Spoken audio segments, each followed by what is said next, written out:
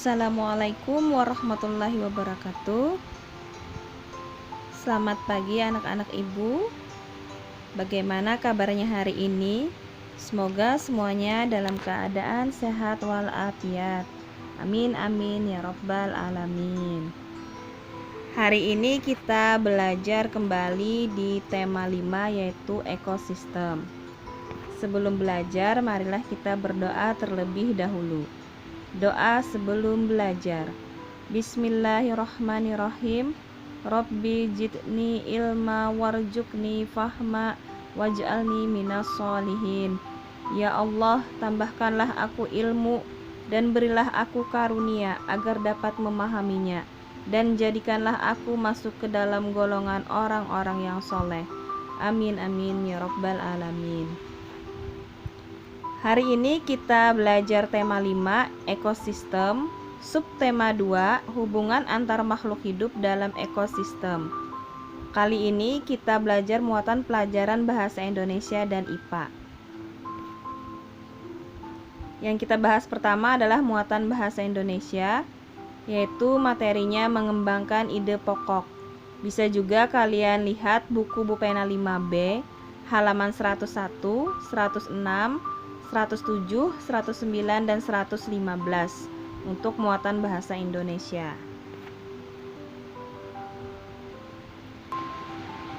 Subtema 2, hubungan antar makhluk hidup dalam ekosistem. Mengembangkan ide pokok menjadi kalimat utama. Pertama, yaitu dengan membaca teks fiksi dengan seksama. Yang kedua, menentukan ide pokok dari teks non-fiksi. Yang ketiga, membuat kalimat baru yang berisi ide pokok tersebut menggunakan bahasa sendiri. Yang keempat, menggunakan diksi dan ejaan yang tepat saat mengembangkan ide pokok menjadi kalimat-kalimat utama. Nah, itu adalah 4 langkah mengembangkan ide pokok menjadi kalimat utama.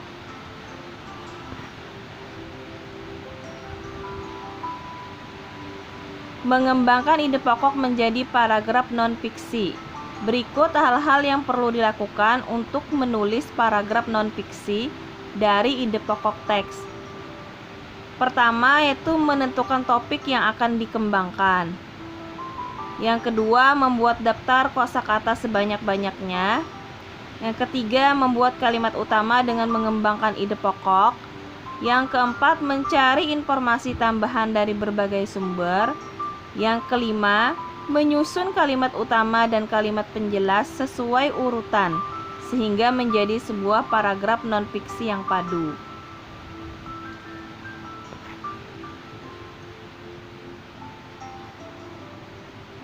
Membuat ringkasan berdasarkan ide pokok dan informasi penting.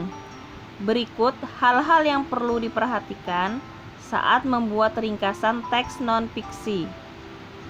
Pertama, membaca teks non-fiksi dengan seksama. Yang kedua, menentukan ide pokok dari teks non-fiksi. Yang ketiga, menyusun ide pokok tersebut ke dalam beberapa kalimat. Yang keempat, memperhatikan pemilihan kata dan ejaan.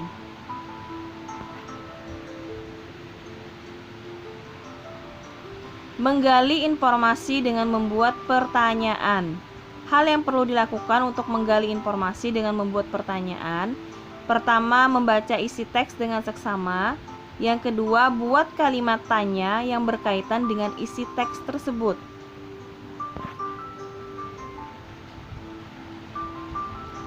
Melengkapi informasi teks non-fiksi yang dibaca. Untuk melengkapi informasi teks non-fiksi yang dibaca, kamu perlu memperhatikan hal-hal berikut. Pertama, membaca teks dengan seksama. Kedua, menggarisbawahi kata kunci atau ide pokok pada setiap paragraf teks. Yang ketiga, menjawab pertanyaan yang diberikan. Kemudian kita menuju ke muatan IPA, yaitu tentang rantai makanan dan hubungan makhluk hidup dalam ekosistem. Bisa kalian buka Bupena 5B, halaman 103, 104, 105, 117, dan 118.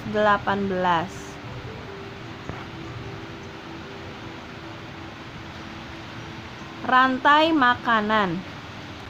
Rantai makanan adalah rangkaian peristiwa makan dan dimakan antar makhluk hidup untuk kelangsungan hidupnya. Ada 3 peran makhluk hidup dalam rantai makanan. Pertama, produsen. Produsen adalah makhluk hidup yang dapat membuat makanannya sendiri, yaitu contohnya tumbuhan dan ganggang. Yang kedua adalah konsumen. Konsumen adalah makhluk hidup yang tidak dapat membuat makanannya sendiri. Nah, contohnya adalah hewan. Kemudian yang ketiga adalah pengurai. Pengurai adalah makhluk hidup yang menguraikan makhluk hidup yang telah mati. Contohnya cacing, bakteri, dan jamur.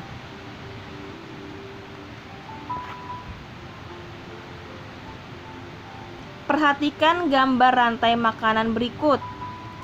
Ada padi, padi dimakan ulat, ulat dimakan ayam, ayam dimakan elang, elang mati nanti akan dimakan oleh pengurai.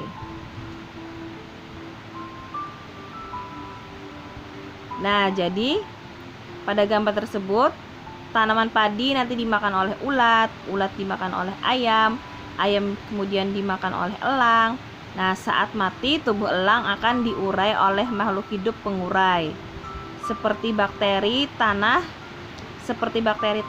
cacing tanah, dan jamur untuk dijadikan nutrisi bagi tumbuhan.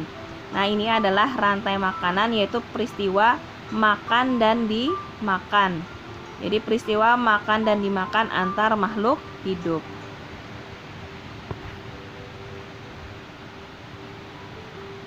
Aliran energi dan siklus nutrien dalam rantai makanan. Kita lihat di sini untuk siklus nutriennya adalah yang berwarna biru tua, sedangkan aliran energinya adalah panah yang berwarna abu-abu. Pertama, kita mulai dari produsen, yaitu tumbuhan. Nah, pada tumbuhan itu hidup karena adanya energi matahari. Jadi energi matahari digunakan oleh tumbuhan itu adalah untuk menghasilkan fotosintesis atau untuk berfotosintesis untuk menghasilkan makanannya sendiri. Kemudian nanti produsen ini akan melepaskan energi panas ke lingkungan. Kemudian produsen juga dimakan oleh konsumen. Nah, energi dari produsen akan berpindah ke konsumen. Misalnya itu produsennya adalah tumbuhannya berupa padi. Padi nanti akan dimakan oleh burung pipit. Nah, burung pipit nanti akan dimakan oleh ular. Kemudian ular nanti akan dimakan oleh elang. Kemudian elang mati akan diuraikan oleh pengurai. Atau ularnya mati nanti akan diuraikan oleh pengurai. Untuk aliran energinya itu dari matahari dulu. Aliran energi dari matahari itu diambil oleh produsen untuk menghasilkan makanan atau melakukan fotosintesis.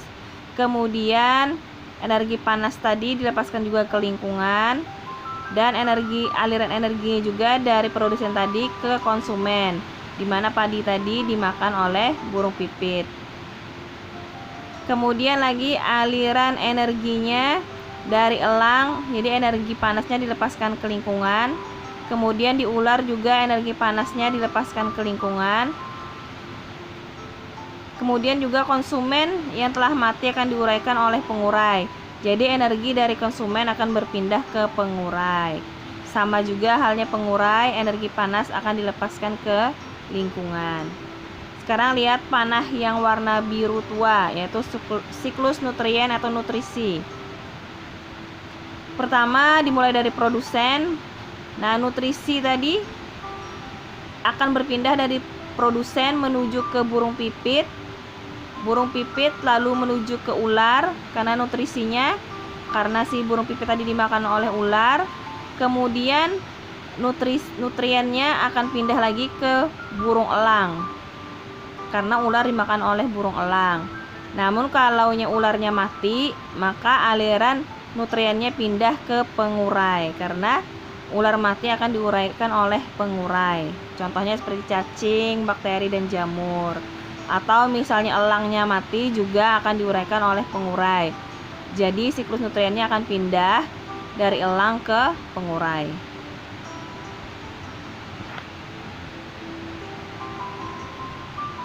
Hubungan makhluk hidup dalam ekosistem.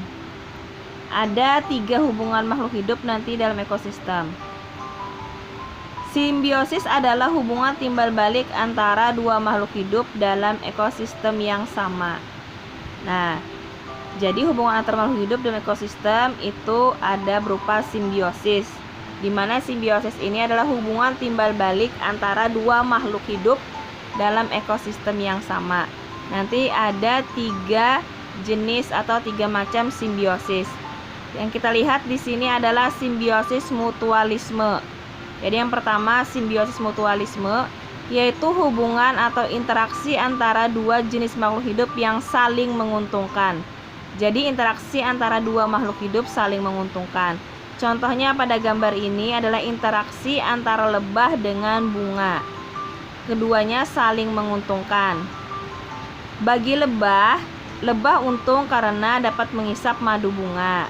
Sedangkan si bunga untung karena pada saat lebah hinggap mengisap madu, lebah membantu penyerbukan pada bunga. Jadi kedua-duanya untung, lebah untung dan bunganya untung. Lebah mendapatkan keuntungan mendapat madu pada bunga. Kemudian tumbuhannya mendapatkan keuntungan yaitu bunganya dapat melakukan penyerbukan dibantu oleh lebah. Kemudian gambar yang kedua yaitu ada simbiosis komensalisme. Simbiosis komensalisme yaitu interaksi yang menguntungkan satu makhluk hidup, namun makhluk hidup lainnya tidak dirugikan dan tidak pula diuntungkan. Nah, jadi komensalisme ini satu makhluk hidup diuntungkan tapi yang lain tidak dirugikan dan tidak juga diuntungkan. Contohnya adalah ikan hiu dengan ikan remora. Ikan remora biasanya sering mengikuti ikan hiu karena ikan remora ini mengambil bekas-bekas makanan yang dimakan oleh ikan hiu. Nah, ikan remoranya untung, tetapi si hiu tidak dirugikan. Kemudian yang ketiga adalah simbiosis parasitisme, yaitu interaksi yang menguntungkan satu makhluk hidup dan merugikan makhluk hidup lainnya. Nah, jadi satu untung namun satu rugi. Contoh pada gambar adalah nyamuk dengan manusia. Si nyamuk yang diuntungkan karena mengisap darah manusia sehingga si nyamuk kenyang. Namun si manusia akan dirugikan karena digigit nyamuk nanti akan menjadi bentol-bentol. Bahkan kalau nyamuk yang menggigit adalah nyamuk Aedes aegypti, nah bisa menyebabkan demam berdarah. Jadi si nyamuk saja yang untung sedangkan manusia tidak untung atau rugi. Lain contohnya nyamuk dan manusia. Ada lagi contoh yang lain untuk simbiosis parasitisme. Contohnya adalah benalu dengan pohon mangga. Nah, pohon mangga akan dirugikan oleh benalu karena benalu akan memakan nutrisi pada pohon mangga sehingga pohon mangga bisa mati dan benalunya hidup. Jadi benalunya diuntungkan tetapi pohon mangganya malah dirugikan. Contohnya lagi adalah misalnya cacing pita yang hidup di usus manusia. Cacing pitanya diuntungkan karena nutrisi dalam tubuh manusia membuat cacing pitanya menjadi tumbuh dan berkembang baik. Tetapi si manusia yang ada cacing pitanya akan mengalami penyakit, bahkan bisa menyebabkan kematian pada manusianya. Jadi hanya cacing pita yang diuntungkan tapi manusianya dirugikan. Itulah simbiosis parasitisme. Satu untung namun satu dirugikan. Jadi hanya satu yang diuntungkan sedangkan yang lainnya dirugikan.